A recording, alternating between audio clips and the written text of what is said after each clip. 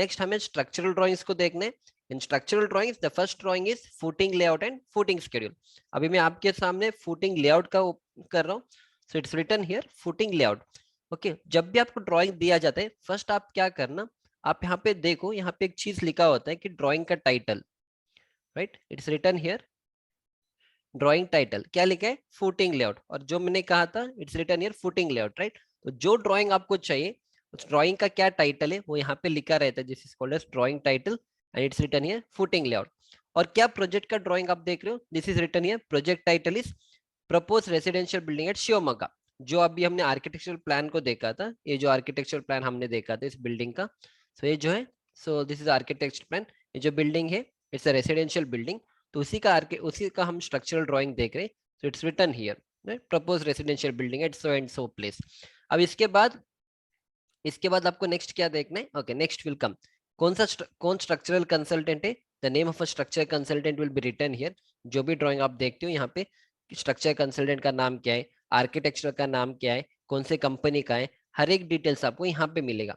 फिर जब भी आप कोई भी साइट में काम करते हो आपको ये चीज देखना है कि यहाँ पे जीएफसी लिखा होता है। जीएफसी का मतलब है good for construction. Good for construction मतलब ये आपका फाइनल ड्राइंग है, और इस जीएफसी, राइट, जीएफसी का मतलब है गुड फॉर कंस्ट्रक्शन। और जो भी आप साइट में ड्राइंग यूज करते हो everything has to be good for construction. अगर गुड फॉर कंस्ट्रक्शन का ड्राइंग है इसका मतलब है आप इस ड्राइंग को फाइनलाइज किया गया, हर एक बंदे ने, जैसे मान लो प्रोजेक्ट मैनेजर हो गया, मान लो स्ट्रक्चर कंसल्टेंट, इन लोगों ने अप्रूव किया। अप्रूव करने के बाद ही इन्होंने इस ड्राइंग को रिलीज किया, hence it is called as good for construction. फिर यहाँ पे लिखा रहता है कि किसने डिजाइन किया है इस पूरे स्ट्रक्चरल ड्राइंग को। तो यहाँ पे लिखा है design by, check by. Design एक बंदा करता है, डिजाइन करने के बाद चेक आपका सीनियर या कोई भी करेगा। तो यहाँ पे हो सकता है डिजाइन एंड चेक दोनों एक ही बंदे ने किया है, तो यहाँ पे आपको नाम सेम है। यूजुअली बड़े कंपनीज में क्या होता है, design will be done by one person and checking will be done by senior person, right? उसके बाद ये आपने डिजाइन किया, फिर इसको ड्राइंग करना है। ड्राइंग इन द सेंस, देखो जो डिजाइन लिखा है, डिजाइन हम कहाँ पे करेंगे, ऐसे ई टैब वाला सॉफ्टवेयर आता है, राइट? ई टैब या स्टैट प्रो।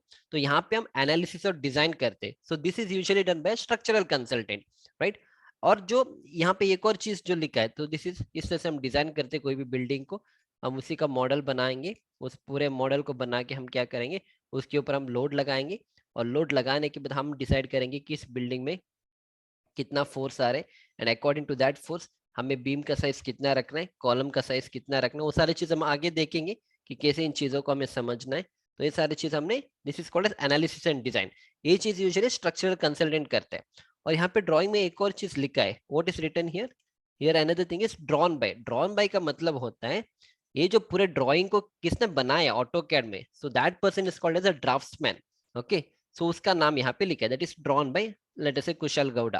अप्रूव्ड मतलब इसने ड्रॉ किया, ड्रॉ करने के बाद फिर इसको स्ट्रक्चर कंसल्टेंट ने फिर से देखा है, तो approved by the structure consultant, right? अब ये ड्राफ्टमैन का काम होता है ये सारी चीज, ड्राफ्टमैन को दिया जाता है कि आप ऐसे ग्रिड लाइन लगाओ एंड अकॉर्डिंग टू दैट ये सारी चीज आपको करना है। पर इसको, इसका नाम जो है F3 F4 F2 ये सब नाम कहाँ से आएगा, ये सारी चीज आपको आपको डिजाइन करने, यहाँ पे डिजाइन करने के बाद आप डिटेलिंग करोगे। डिटेलिंग आप करने के बाद जो ऑटोकेड का ड्राफ्टमैन होता है वो आपको इस तरह से बना के देगा, right? All this things will be done by draughtsman, right? I hope आपके यहाँ तक कॉन्सेप्ट क्लियर है। फिर इसके बाद प्रोजेक्ट का नंबर क्या जो भी होगा आपको यहाँ पे लिखना है। फिर उसके बाद अगर कोई रिवीजन हो गया, जैसे मान लो आपने फर्स्ट इसको बना के दिया, हो सकता है यहाँ पे कंबाइंड फुटिंग का जरूरत नहीं था, फिर आपको आइसोलेटेड फुटिंग लगाना पड़ा, तो आपका रिवीजन 2 हो जाएगा। तो यहाँ पे रिवीजन RO मतलब कोई रिवीजन नहीं हुआ। मान लो इसको आपने चेंज किया तो यहाँ पे R1 लिखा होता है कि रिवीजन 1। फिर उसके बाद और भी आपने चेंजेस किया तो यहाँ पे लिखा होता है R2, right? So all this things हमें डॉक्यूमेंटेशन पॉइंट ऑफ व्यू से हमें इन चीजों को समझना है, लाइक बिकॉज अगर आप साइट पे जॉब कर रहे हो तो आपको इसका जरूरत नहीं है, पर जो क्वालिटी कंट्रोल इंजीनियर रहेगा या मान लो जो डॉक्यूमेंटेशन कंट्रोलर इंजीनियर रहेगा ऑफिस में, उसको हर एक चीज यहाँ पे नोट करना है। जैसे अगर ये वाला ड्राइंग रिवाइज हो गया तो उसको एक अलग से एक फॉर्मेट बना के रखना है कि उसको ड्राइंग नंबर लिखना है, और उसके बाद उसको लिखना है कि कितने बार इसका रिवीजन हुआ था, right? So all this things is required from documentation point of view. फिर कैड फाइल नेम वो हो गया, ड्राइंग नंबर क्या है, STR structure 3, this is a drawing name, right? फिर इसके बाद यहाँ पे लिखा है क्लाइंट कौन है, ये पूरे बिल्डिंग हम जो बना के दे रहे हैं वो क्लाइंट का नाम क्या है, क्लाइंट का नाम यहाँ पे लिखा है। और आर्किटेक्ट कौन है, आर्किटेक्ट का नाम भी लिखा है। अब यहाँ पे देखो आपको दो चीज आ रहे हैं, एक आर्किटेक्ट बंदा सेपरेट है स्ट्रक्चरल कंसल्टेंट बंदा सेपरेट है, राइट। वो डिपेंड करेगा आपके प्रोजेक्ट के ऊपर। यूजुअली आर्किटेक्ट और स्ट्रक्चरल इंजीनियर अगर आपके पास अच्छा एक्सपोजर है, if you have worked on many projects, then architect भी आप बन सकते हो, you can become a civil engineer, you can become a structure consultant also. But जब हम बड़े बड़े प्रोजेक्ट्स को लेते in crores of rupees, in that case हम क्या करते, आर्किटेक्ट सेपरेट रहेगा, स्ट्रक्चरल कंसल्टेंट सेपरेट रहेगा, और जो एग्जीक्यूशन करते वो बंदे, those people also will be separate, right? It all depends on the size of the company or the kind of a project that you get. Yeah. फिर इसके बाद जब भी आपको ड्राइंग दिया जाता है, फर्स्ट थिंग इज दैट आपको यहाँ पे एक राइट साइड में एक चीज लिखा होता है जिस नोन एज नोट्स। नोट्स का मतलब है जो भी आपको ग्रेड ऑफ कंक्रीट यूज करना है, कौन सा सरिया आपको यूज करना है, क्या क्या चीज आपको पूरे प्रोजेक्ट में यूज करना है, आपको यहाँ पे लिखा रहता है। फर्स्ट थिंग इज दैट आपको इसको समझना है, ना कि आप डायरेक्टली ड्राइंग पढ़ने को स्टार्ट करोगे। Always when a drawing is given to you, first आप राइट साइड में आ जाओ, और इसी प्लेस में आपको सारे ड्राइंग्स में मिलेगा कि इस पूरे बिल्डिंग में आपको क्या क्या चीज आपको याद रखना है, right. Will see that one by one. First यहाँ पे क्या लिखा है, all dimensions are in inches, मतलब इस पूरे ड्राइंग में जितना भी डायमेंशन दिया गया है सारे इंचेस में है, right. Second, read this drawing along with the relevant architecture and service drawing. मतलब जब आप इस ड्राइंग को पढ़ते हो, आपको आर्किटेक्चरल ड्राइंग के साथ ही आपको पढ़ना है। मतलब आर्किटेक्चर मतलब ये वाला जो आर्किटेक्चरल ड्राइंग है, तो जिसमें आर्किटेक्चरल ड्राइंग इसके साथ पढ़ना है, क्योंकि आर्किटेक्चरल ड्राइंग के बेसिस से ही हमने स्ट्रक्चरल ड्राइंग को बनाया। हो सकता है स्ट्रक्चरल ड्राइंग में कुछ डायमेंशन इधर उधर हो गया होगा, तो इन that case always you refer the architectural drawing, right. तो इसलिए यहाँ पे इन्होंने नोट्स में डाला है कि आपको read the drawing along with the relevant architecture and service drawing. Service drawing मतलब plumbing वाला जो भी drawing होगा, all that comes under the service drawing. Next is do not scale the drawing, follow written dimensions only. मतलब ये जो drawing यहाँ पे दिया है, okay, अगर for example जैसे यहाँ पे लिखा है, जैसे यहाँ पे लिखा है 4 फीट 4.5 इंच, तो इसको डायरेक्टली आपको 4 फीट 4.5 इंच लेना है। आपको कोई इसमें कन्वर्जन नहीं करना है कि 1 centimetre equal this much feet, ये सारी चीज आपको कुछ नहीं करना है। जो भी यहाँ पे दिया है उसी को आपको साइड में इसका एग्जीक्यूशन करना है। यहाँ पे 4 फीट 4.5 इंच लिखा है, तो आप साइड पे यहाँ से इस ग्रिड लाइन से इस ग्रिड लाइन आप साइड पे मार्किंग करोगे 4 फीट 4.5 इंच, राइट। या फिर इसके बाद क्या लिखा है, any discrepancy in the drawing with respect to the architecture and structural drawing should be brought to the notice of a consultant within 7 days of the receipt of this drawing. मतलब अगर आपके ड्राइंग में कुछ discrepancies है, मतलब आपके architectural drawing में कुछ अलग साइज है, आपके स्ट्रक्चरल ड्राइंग में कुछ अलग से साइज है, in that case as a site engineer it's your responsibility. अगर आप साइट इंजीनियर हो, यू शुड मेक श्योर कि आप जो भी स्ट्रक्चर कंसल्टेंट है, you should bring it to his notice. So it is written here, if any discrepancy is found, bring it to the notice of a structure consultant. Next, अब यहाँ से इसके बाद जो भी होगा, this is required for the site engineer. क्या लिखा है, कॉन्क्रीट मिक्स M25, मतलब इस पूरे बिल्डिंग में आपको M25 ग्रेड ऑफ कॉन्क्रीट को यूज करना है। अब दोबारा हर एक फुट में वो बताएगा नहीं आपको, directly it's written here, concrete mix is M25। Again M is for mix and 25 is a characteristics compressive strength of the concrete, right? Next, grade of steel, आपको Fe 500 का स्टील आपको यूज करना है। Fe मतलब ion, 500 is a strength of that particular rebar। तो आपको इस project में M25 ग्रेड का कंक्रीट यूज करना है और Fe 500 का यूज करना है। आपके दिमाग में एक और क्वेश्चन आ गए, M25 सभी में यूज करना है? हाँ, यहाँ पे अगर मेंशन नहीं है तो आपको पूरे स्ट्रक्चर, मतलब आपको फॉर एग्जांपल आपको फुटिंग से लेके फुटिंग, कॉलम, बीम, स्लैब और जितने भी आपके स्ट्रक्चरल एलिमेंट्स है, सारे में आपको क्या करना है, M25 यूज करना है, क्योंकि यहाँ पे डायरेक्टली M25 लिखा है। आपको हो सकता है थोड़े ड्राइंग्स में, ओके, थोड़े ड्राइंग्स में usually has a structural consultant, हम क्या करते हैं, विल राइट कि फुटिंग और स्लैब में आपको लेट अस से आपको यूज करना है M25 ग्रेड ऑफ कंक्रीट, और आपको कॉलम में यूज करना है, लेट अस से कॉलम में आपको यूज करना है M30 ग्रेड ऑफ कंक्रीट। अगर इस तरह से है तो ड्राइंग में यहाँ पे स्ट्रिक्टली लिखा रहता है कि concrete mix M25 for footing, slab and M30 for column. अगर वैसे लिखा है you have to follow that. अगर ऐसे नॉर्मली लिखा है कि आपको M25 यूज करना है, then throughout the project सारे स्ट्रक्चरल एलिमेंट्स में आपको M25 यूज करना है, right. Next, clear cover to main reinforcement shall be, मतलब क्लियर कवर आपको कितना रखना है। ऑलरेडी हमें पता है, सारी चीज मैंने आपको एक्सप्लेन किया साइट इंजीनियर की स्टार्टिंग वाले लेक्चर्स में। फुटिंग में हमें 50 mm का क्लियर कवर रखना है, बीम में हमें 25 mm रखना है, स्लैब में हमें 20 mm रखना है, कॉलम में यूजुअली 25 रखते हैं, और यहाँ पे 30 मेंशन किया है तो आप 30 रख सकते हो। अब हर एक ड्राइंग में आपको ये सारी चीज स्पून फीडिंग नहीं किया जाता है एज अ साइट इंजीनियर। अब हो सकता है इस ड्राइंग में इन्होंने दिया है, just in case if they are not given, तो it should be it is known to us कि हमें फुटिंग में 50 ही रखना है, बीम में हमें 25 रखना है, स्लैब में हमें 20 रखना है, स्टेयरकेस में हमें 15 या 20 रखना है, कॉलम में हमें 40 रखना है, थोड़ी जगह में हमें 25 या 30 भी रखते हैं, right? So all this things should be known, it should be at the tip of your tongue as a site engineer. Next is this structure is design for G+3 only. मतलब ये जो स्ट्रक्चर है, ये पूरे जो हमने plan देखा है और जितने भी इसमें फुटिंग का साइज है, ये बस आपके G+3 बिल्डिंग के लिए बना है. मतलब ग्राउंड फ्लोर रहेगा, first floor, second floor and third floor, या और छोटा सा एक टेरेस पोर्शन है. इसके ऊपर ऐसा नहीं कि यहाँ पे G+3 बना दिया और आप जब आपने कंस्ट्रक्शन किया तो आपका माइंड चेंज हो गया, तो आपने सोचा इसको G+5 बनाएंगे. तो that is not going to happen. अगर वैसे करेंगे, the structure consultant is not responsible for that. इसीलिए यहाँ पे लिखा रहता है कि this structure is design only for G+3. और इसके ऊपर आप G+5 बनाओगे and tomorrow if there is collapse of a structure, you cannot blame a structural consultant, right? That is the reason it is written here. Next is SBC, मतलब safe bearing capacity. Okay, the safe bearing capacity of the soil is assumed as 230 kilonewton per square meter as per the client instruction. तो as per the client instruction लिखा है इसने. Okay, usually जब हम बड़े बड़े projects को execute करते हैं, will have a engineer called a geotech consultant. Geotech consultant आके he is going to perform the test on the soil, और सॉइल पे टेस्टिंग करने के बाद उसको कितने एसपीसी है, that is safe bearing capacity of the soil कितना है, he is going to get that, and based on that हमारा डेप्थ ऑफ द फाउंडेशन हम डिसाइड करेंगे. अब थोड़े लोग पैसे बचाने के लिए क्या करते हैं, एंड ऑल्सो द कॉन्ट्रैक्टर्स, और यूजुअली हम देखते हैं अगल बगल में जो भी स्ट्रक्चर है, छोटे मोटे स्ट्रक्चर के लिए बता रहा हूँ, तो उन्होंने डेप्थ ऑफ द फाउंडेशन कितना रखा है, मे बी लेट अस से 5 फीट या 6 फीट किया है, तो हम भी क्या करेंगे, 5 से 6 फीट का ये डेप्थ रख के हम बिल्डिंग को बनाते हैं. This is a trend what is going on. अगर आप छोटे मोटे प्रोजेक्ट्स बनाओगे, यूजुअली 5 to 7 फीट के अंदर आपको हार्ड सॉइल स्ट्रेटा मिलेगा, and you can lay your foundation over there, right? तो इसलिए यहाँ पे लिखा है हैज पर द क्लाइंट इंस्ट्रक्शन लिखा है. तो स्ट्रक्चर कंसल्टेंट ने सीधा सीधा बोल दिया कि अगर कल कुछ होगा, then because the client has told me, इसलिए मैंने यहाँ पे 230 लिखा है. तो यहाँ पे इन्होंने, हो सकता है इसके ऊपर इन्होंने टेस्ट नहीं किया है, अगर टेस्ट किया होता then they are not going to write here client instruction, right? क्योंकि यहाँ पे लिखा है इंस्ट्रक्शन, क्योंकि क्लाइंट का इंस्ट्रक्शन था कि 230 है तो आप उसके हिसाब से बना लो, राइट? या अदरवाइज यूजुअली हम क्या करते हैं, सॉइल रिपोर्ट को देख के, सॉइल रिपोर्ट के बेसिस से हम डेप्थ ऑफ फाउंडेशन को निकालते, पर यहाँ पे they have taken it as 230 kilonewton per square metre. So always whenever you get a drawing, इतने सारी चीज आपको याद में रखना है, and this will carry throughout the project. पूरे प्रोजेक्ट में आपको इसके हिसाब से आपको करना है. ओके, ग्रेड ऑफ स्टील आपको Fe500 ही मंगवाना है, M25 ग्रेड ऑफ कॉन्क्रीट ही आपको यूज करना है, हर एक फुटिंग में आपको 50 mm का क्लियर कवर रखना है, beam 25 mm, slab 20 and so on, right?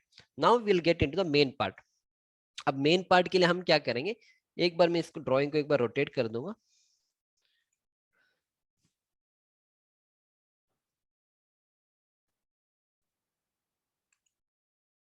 या राइट, सो मैंने ड्राइंग को इस बार इस तरह से रोटेट किया है, और जैसे हमने ड्राइंग को देखा था, मेरा सर्कुलर कॉलम है, तो this was my circular column. अगर आपको याद है, मैं फिर से एक बार आपको ऑटोकेड का ड्राइंग दिखाऊंगा. So this was our building, right? 1 2 3 4 5, चार चार इधर है, 5 और 6 कॉलम्स है ना यहाँ पे. तो आप यहाँ पे देखो स्ट्रक्चरल ड्राइंग में, ये आपके 1 2 3 4 5 एंड 6, तो ये मेरा फ्रंट वाला कॉलम है. फिर इसके बाद ये सारे जो आपको यहाँ पे दिख रहा है ना, ये सारे आपके कॉलम्स हैं. This is column, column 2, column 3, column 4, column 5, column 6 and so on, right? पर हम अभी फुटिंग के डिटेल्स को देख रहे हैं, because it is written here plan, that is a footing layout. First हमें क्या देखना है, ऑलवेज रिमेंबर, ये जो यहाँ पे लिखा है A B C D E F, ये सारे आपके ग्रिड लाइन्स है. अब ये वर्टिकली है, so this are my vertical grid lines. इसी तरह से यहाँ पे देखो 1, फिर यहाँ पे 2 लिखा है, फिर यहाँ पे 3 लिखा है, फिर यहाँ पे 4 लिखा है, ये हमारे, और यहाँ पे 5 लिखा है, ये सारे मेरे हॉरिजॉन्टल ग्रिड लाइन से, राइट? सो ऑलवेज जब हम साइड पे एग्जीक्यूशन करते हैं, आप ऑलरेडी, आपको पता है, हमने इस कोर्स में ऑलरेडी कवर किया है कि हमें ग्रिड लाइन को किस तरह से बनाना है. मैं फिर एक बार आपको उसी पीपीटी को दिखाऊंगा कि ग्रिड लाइन क्या होता है, राइट? तो ये सारे मेरे ग्रिड लाइंस आप देख सकते हैं यहाँ पे, ये सारे ग्रिड लाइंस, इस तरह से हमने grid line, this is A grid line, this is B grid line, ये सारे आपको मिडल वाला जो पोर्शन आपको दिख रहे हैं, ये सारे मेरे ग्रिड लाइंस है. जो ये वाला पोर्शन है, ए वाला पोर्शन, ए वाला पोर्शन, ये सारे मेरे ग्रिड लाइंस है, राइट? तो इसी ग्रिड लाइंस को बता रहे कि ग्रिड लाइंस आपको नाम दिया कि ABC. फाइन, फर्स्ट हम चलेंगे यहाँ पे. अब इसको हम कंसिडर करेंगे, तो यहाँ पे क्या लिखा है, इस फुटिंग का नाम है, जैसे मेरा नाम अक्षय, तो आप लोगों का अलग अलग नाम होगा। इसी तरह से इस फुटिंग का नाम हमने दिया F4। F का मतलब फुटिंग होता है और इस फुटिंग का नाम आ गया F4, राइट, फाइन। फिर इसके बाद ये आपका सेंटर पॉइंट है। सेंटर पॉइंट कैसे आ गए? क्योंकि जहां पे दोनों ग्रिड लाइन मर्ज हो जाएंगे, जैसे ये वाला ए ग्रिड लाइन है और ये वाला नंबर 1 ग्रिड लाइन है, दोनों मर्ज यहाँ पे हो गए, राइट। तो इस सेंटर से राइट की तरफ क्या डिस्टेंस है वो यहाँ पे मेंशन्ड है। इस सेंटर से राइट की तरफ आपको रखना है 3 फीट 7.5 इंच, और इस सेंटर से इस लेफ्ट की तरफ आपको रखना है 2 फीट 10.5 इंच। इसी तरह से इस सेंटर से यहाँ पे आपको कितना रखना है 3 फीट 1.5 इंच, और इस सेंटर से इस लेफ्ट की तरफ आपको कितना रखना है 3 फीट 10.5 इंच। तो टोटल आपका फुटिंग का साइज क्या है? फुटिंग का ओवरऑल साइज है 6 फीट 6 इंच, और ये आपका 7 फीट हो गया, राइट। तो मेरा F4 फुटिंग हो गया। जब हम साइड पे एग्जीक्यूशन करेंगे, हमें सर्वेयर आके क्या करेगा, ये जो सेंटर वाला मार्किंग है वो देगा।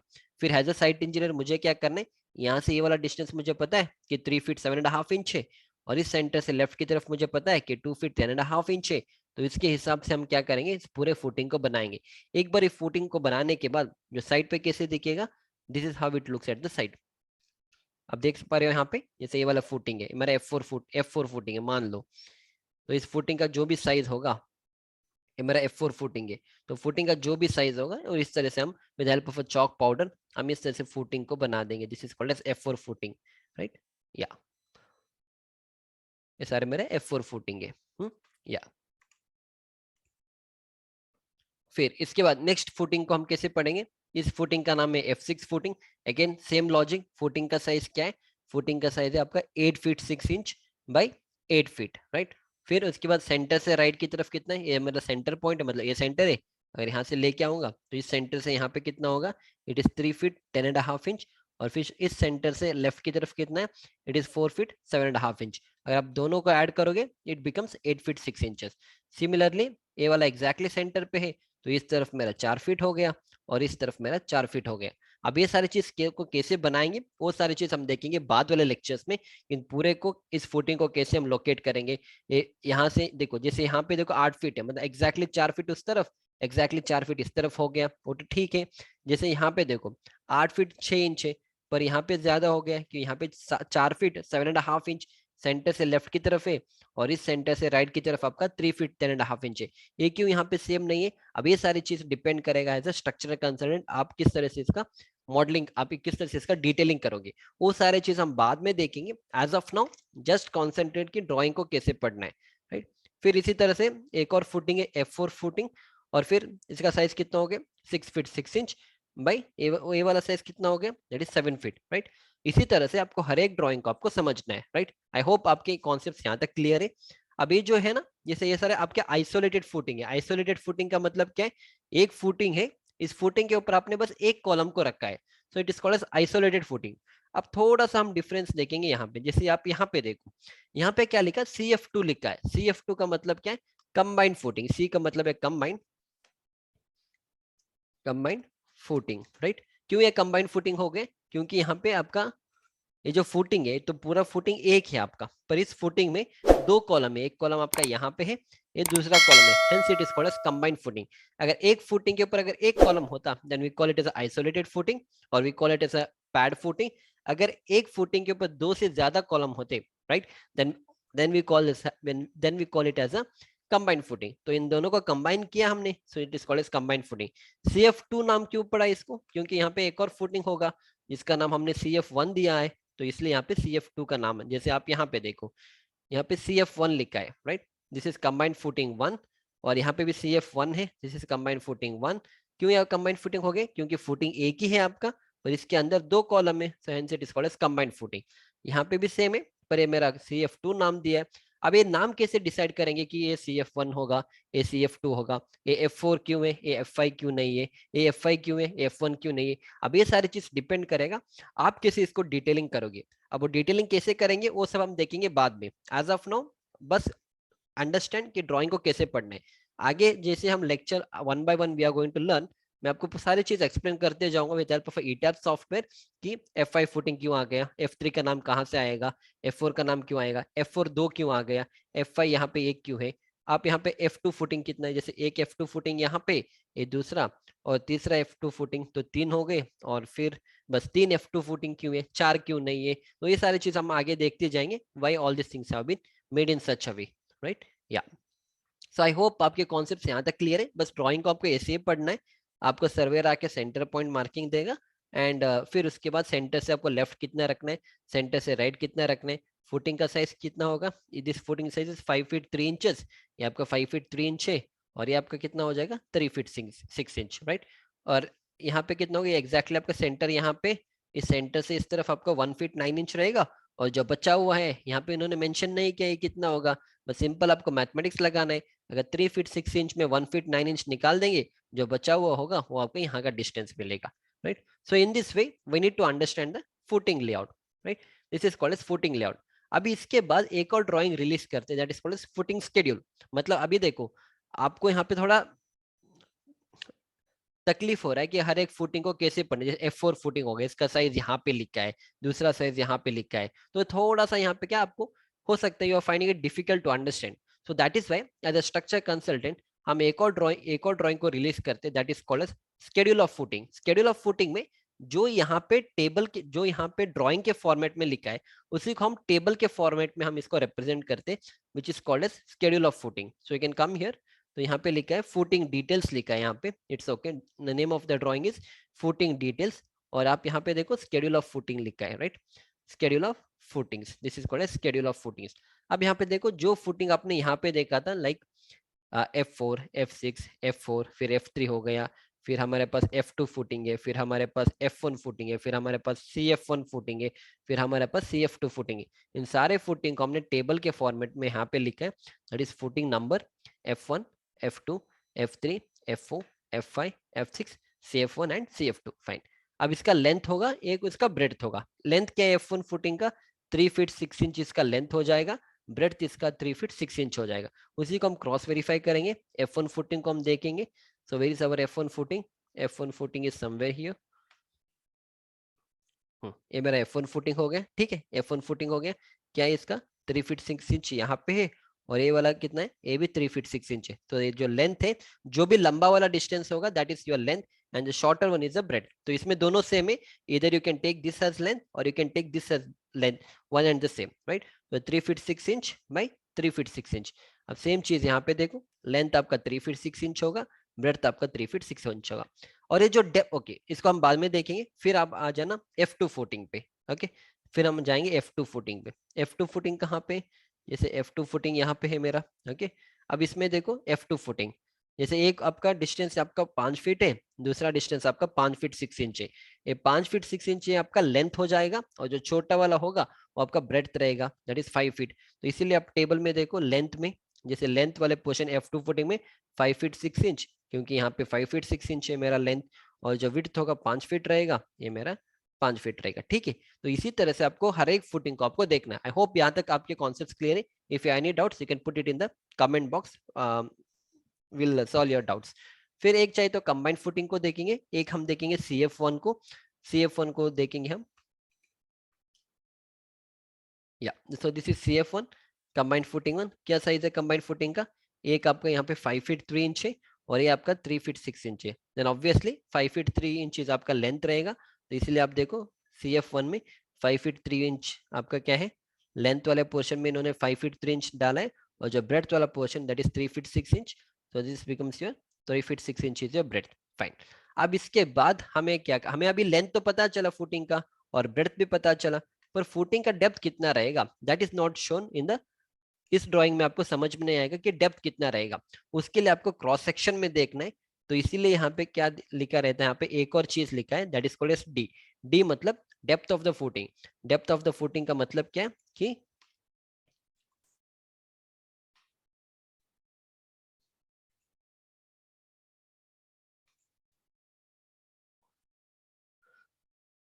आपको ये जो फुटिंग यहाँ पे दिख रही है, ये जो डेप्थ होगा इस फुटिंग का, ये जो डेप्थ है आपका फुटिंग का,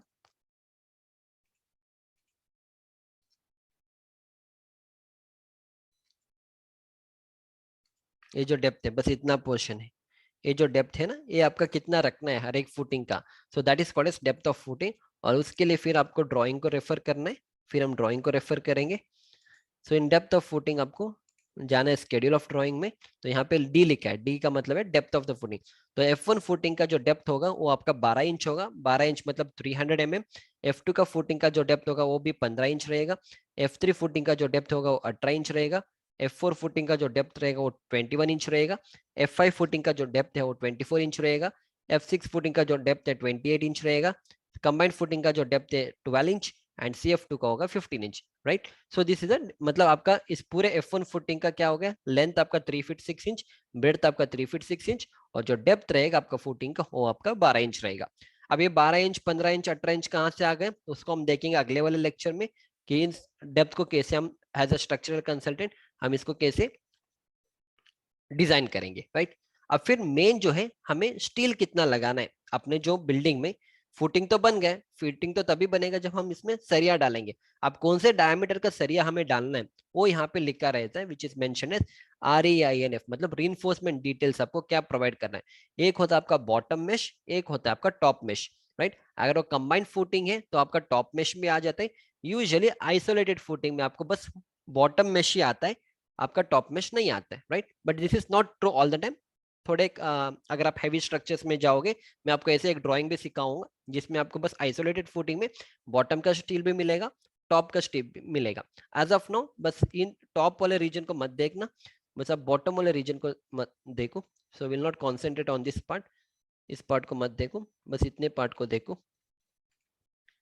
या so just concentrate on this part, right. First यहाँ पे क्या लिखा है, शॉर्टर बार, और यहाँ पे लिखा है लॉन्गर बार। तो ऑलवेज रिमेंबर जब भी हम बार को प्लेस करते हैं, शॉर्टर डायरेक्शन में हम फर्स्ट बार को प्लेस करते हैं, फिर हम लॉन्गर डायरेक्शन में बार को प्लेस करते हैं। तो टी का मतलब होता है टॉर्च टी या HYSD बार। थोड़े लोग वाई लिखते हैं, थोड़े लोग टी लिखते हैं, थोड़े लोग TOR लिखते हैं, दैट इज ट्विस्टेड और रीइंफोर्समेंट। ऑल दैट मीन्स आपको रीइंफोर्समेंट बार को यूज करना है। तो आपको T10 का मतलब है 10 डायमीटर का बार आपको यूज करना है। इसका मतलब है at 10 inches centre to centre spacing. इसको कैसे पढ़ेंगे, टी का मतलब है आपको टॉर्च स्टील यूज करना है या HYSD बार जो भी होता है, that we have to use it. तो आपको कौन सा डायमीटर का बार यूज करना है, that is mentioned here, that is आपको 10 mm डायमीटर का बार आपको यूज करना है। कितने इंचेस स्पेसिंग पे आपको स्टील को रखना है, 10 inches centre to centre spacing पे आपको स्टील को रखना है। कहाँ पे आपको रखना है, शॉर्टर डायमीटर, शॉर्टर स्पैन में। फिर आप आ जाना लॉन्ग स्पैन में। लॉन्गर में भी आपको 10 डायमीटर का ये बार यूज करना है। फिर स्पेसिंग आपको कितना रखना है, वहां पे भी आपको 10 inches centre to centre spacing आपको रखना है, राइट। सो F1 फुटिंग में। इसी तरह से F2 फुटिंग में आपको क्या करना है, F2 फुटिंग में आपको 10 mm का ये बार यूज करना है, पर आपको इस पर स्पेसिंग 10 इंच से हटा के आपको 7 inch centre to centre spacing पे रखना है। कहाँ पे, शॉर्टर स्पैन में। लॉन्गर में कितना रखना है, लॉन्गर में भी आपको 10 mm का ही बार यूज करना है, right, 7 inches centre to centre spacing. तो इस तरह से हर एक फुटिंग का जो भी रिइंफोर्समेंट डिटेल्स रहेगा आपको इस तरह से पढ़ना है। फिर मैं आपको एक और ड्राइंग समझा दूं, जैसे इसको देखो, जैसे इस फुटिंग का नाम क्या है, या इस फुटिंग का नाम है, I will go with F5 footing. Okay, F5 footing में आपको स्टील कितने डायमीटर का यूज करना है, आपको 12 डायमीटर का स्टील यूज करना है। कितने इंचेस स्पेसिंग पे रखना है, that is 6 inches centre to centre spacing. और लॉन्गर स्पैन में भी आपको 12 डायमीटर का ही यूज करना है at 6 inches centre to centre spacing, right. अब ये जो है ये सारे मैं आपको आगे वाले लेक्चर में समझा दूंगा कि इसको स्टील को कैसे देखना है practical, already it's understood, but still मैं आपको एक और बार बस थोड़े with in 10 seconds I'll show you how this steel has to be placed practically on the side, right। इसी तरह से कंबाइंड फुटिंग में आप देखो, जैसे आप कंबाइंड फुटिंग में जाओगे आपको ये एक चेंजेस देखना है। कंबाइंड फुटिंग में जैसे CF1 और CF2 आपका कंबाइंड फुटिंग है। कंबाइंड फुटिंग में आप देखो यहाँ पे आपको बॉटम का स्टील भी मिल रहा है, बॉटम का स्टील भी मिल रहा है, और टॉप में भी आपको रिइंफोर्समेंट मिल रहा है, क्योंकि कंबाइंड फुटिंग है, you are going to get the bottom mesh and also the top mesh, right. तो इसलिए आप यहाँ पे देखो बॉटम में आपको शॉर्टर स्पैन में 10 डायमीटर का बार यूज करना है at 10 inches centre to centre spacing, और लॉन्गर स्पैन में आपको अगेन 10 डायमीटर का ये बार यूज करना है at 10 inches centre to centre spacing. Where top reinforcement में आपको 10 डायमीटर का बार यूज करना है at 10 inches centre to centre spacing, and longer में आपको again 10 diameter at 10 inches centre to centre spacing. अब ये कैसे दिखेगा, this is already explain in my previous starting 10 lecture के अंदर मैंने आपको समझा है कि आइसोलेटेड फुटिंग कैसे दिखता है, कंबाइंड फुटिंग कैसे दिखता है, कैसे सरिया आपको प्रोवाइड करना है, हर एक चीज मैंने वहां पे एक्सप्लेन किया। यहाँ बस हम ड्राइंग पढ़ने के लिए कॉन्सेंट्रेट कर रहे हैं, so again I am not going to explain, कि किस तरह से प्रैक्टिकली आपका कंबाइंड फुटिंग दिखेगा, राइट। सिर्फ इसी तरह से आपको CF2 में भी देखना है, तो CF2 भी सेम ही है, right. So this is how a drawing has to be read. अब फिर इसके बाद आपको क्या देखना है, फिर आप आता है आपका प्लान ऑफ अ फाउंडेशन। अभी आपने देखा यहाँ पे कि किस तरह से फुटिंग का डिटेल्स आपको समझना है, पर यूजुअली हम एक जनरल ड्राइंग्स देते हैं। इस जनरल ड्राइंग में लिखा रहता है कि आपको कितना फीट आपका एक्सकवेशन करना है, किस तरह से आपका फुटिंग का क्रॉस सेक्शन दिखता है, किस तरह से आपको ये जो डेवलपमेंट लेंथ होता है वो कितने हाइट तक आपको प्रोवाइड करना है, वो सारी चीज आपको एक जनरल ड्राइंग में दिया जाता है। सो that is why you can see here typical plan of a foundation. और यहाँ पे आप देखो इस तरह से एक फाउंडेशन डिटेल्स दिया जाता है। तो यहाँ पे आपको क्या करना है, एनजीएल, बस आप यहाँ से देखो ड्राइंग को, एनजीएल का मतलब है नेचुरल ग्राउंड लेवल, मतलब जहां पे आप खड़े हो ग्राउंड के ऊपर, that is your natural ground level usually, okay. वहां से हम एक्सकवेशन करेंगे, वहां से हमें कितना एक्सकवेशन करना है वो क्या रहेगा, that is called depth of excavation. तो आप यहाँ पे देखो, ये जो मेरा एनजीएल लेवल से यहाँ आप देख सकते हो, यहाँ तक इन्होंने मेंशन किया है विच इज 5 फीट, मतलब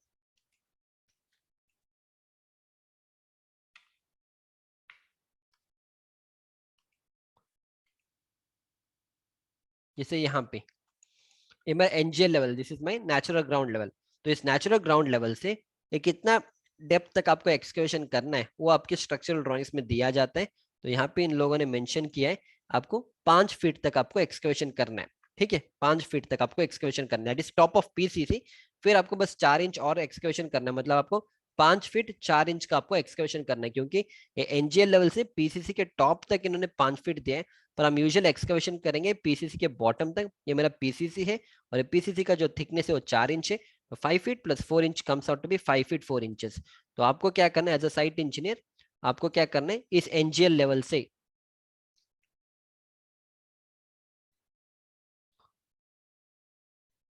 इस एनजीएल लेवल से आपको एक्सकवेशन कराना है 5 फीट 4 इंच तक।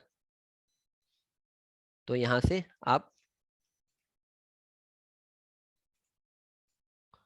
आप क्या करोगे 5 फीट 4 इंच तक, 5 फीट 5 फीट 4 इंच तक आप क्या करोगे, आप एक्सकवेशन कराओगे। Okay, you are going to do the excavation from 5 feet 4 inch, right.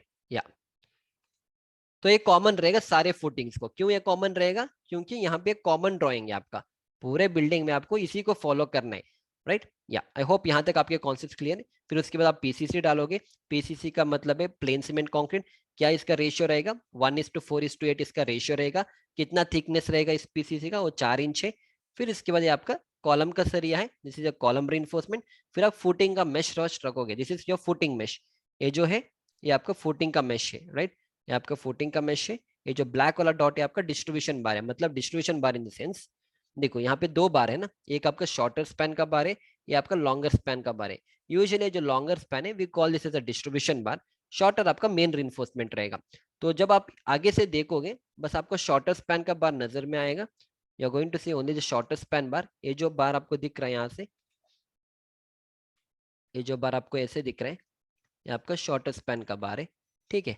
और ये जो ब्लैक डॉट में आपको जो दिख रहा है ना, ये जो ब्लैक डॉट में आपको जो दिख रहा है, this is your longer span, मतलब वो डिस्ट्रीब्यूशन बार की तरह काम करेगा। दिस इज योर लॉन्ग, इस तरह से रहेगा। आप क्योंकि आप आगे की तरफ से देख रहे हो तो इसलिए आपको एक डॉट नजर में आएगा। अगर आप इस तरह से खड़े होकर देखोगे तो आपको क्या होगा, ये पूरा ऐसे ही बार जा रहा है, इस तरह से बार जा रही है इस तरफ पर। Since it is a cross section, आप बस आगे की तरफ से देख रहे हो, and this is how it looks. या फाइन। सो फिर आपको ये क्या है, ये आपका 12 इंच आपको डेवलपमेंट लेंथ रखना है। ये जो एल शेप में आप मोड़ते हो, कॉलम का जो सरिया है आप एल शेप में मोड़ते हो, ठीक है। ये जो एल शेप में आप मोड़ते हो वो कितना तक मोड़ना है आपको, 12 इंच। 12 इंच मतलब मिनिमम आपको 300 mm रखना है, और this is minimum you have to keep it as 300 mm। ये जो एल आपको होगा that has to be 300 mm, fine. और जो आप फुटिंग में जो एल बांधते, जैसे फुटिंग का सरिया अगर आपने देखा होगा, जैसे फुटिंग का मेश है, ठीक है। ये मेरा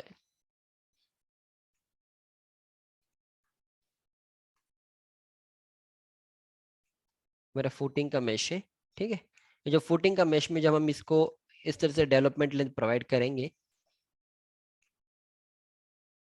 ये जो हाइट होगा ना, ये जो हाइट आपको कितना रखना है वो यहाँ पे मेंशन है कि आपको 6 इंच रखना है। So you have to keep it as 6 inches, I will write it as 6 inch. 6 inch का मतलब है 150 mm आपको रखना है। तो ये सारे कॉमन है, थ्रू आउट द प्रोजेक्ट आपको इसी को फॉलो करना है। तो हर एक फुटिंग को बंदा अलग से आपको ड्राइंग नहीं देगा, this is called as a general drawing. तो अगर आपके साइड पे 100 फुटिंग है तो सारे 100 फुटिंग में आपको ये जो हाइट है आपको 6 इंच मेंटेन करना है। सो that is why it is mentioned here. Okay ठीक है। और बाकी जो है लिंक्स वो हम बाद में देखेंगे जब हम कॉलम के सरिया देखेंगे। सो this is my column reinforcement.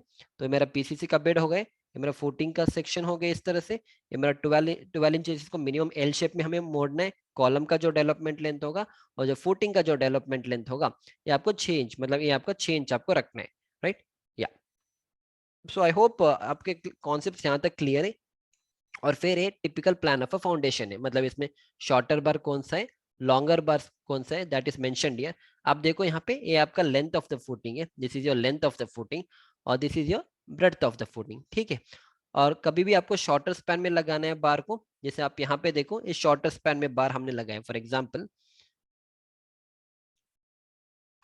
जैसे आप अभी लेंथ मेरा बड़ा होगा और ब्रेड्थ मेरा छोटा होगा, तो अलोंग द ब्रेड्थ हमें बार को फर्स्ट प्लेस करना, which is called as main bar, which is mentioned the shorter span bar. जैसे आप इस बार को देख रहे हो ना,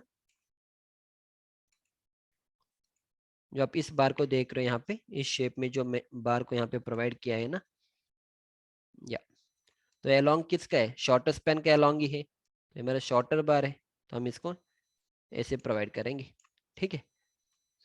तो ये सारे आपको टिपिकल ड्राइंग में दिया जाता है कि आपको ऐसे bar provide, usually it's understood जब आप एक बार साइट इंजीनियर की तरफ, when you become a site engineer try to work, it's understood.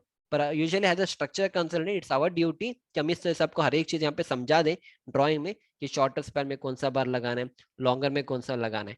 फिर ये लॉन्गर स्पैन जो लिखा है यहाँ पे, दिस इज लॉन्गर स्पैन, ठीक है। लॉन्गर स्पैन के लिए मैं दूसरा कलर यूज करूंगा, ये आपका लॉन्गर स्पैन का है। लॉन्गर स्पैन के बार आपका ऐसे दिखेगा, ये आपका लॉन्गर स्पैन के बारे है।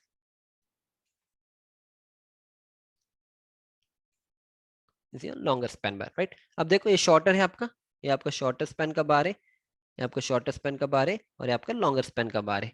तो इस तरह से आपको यहाँ पे मेंशन किया होता है।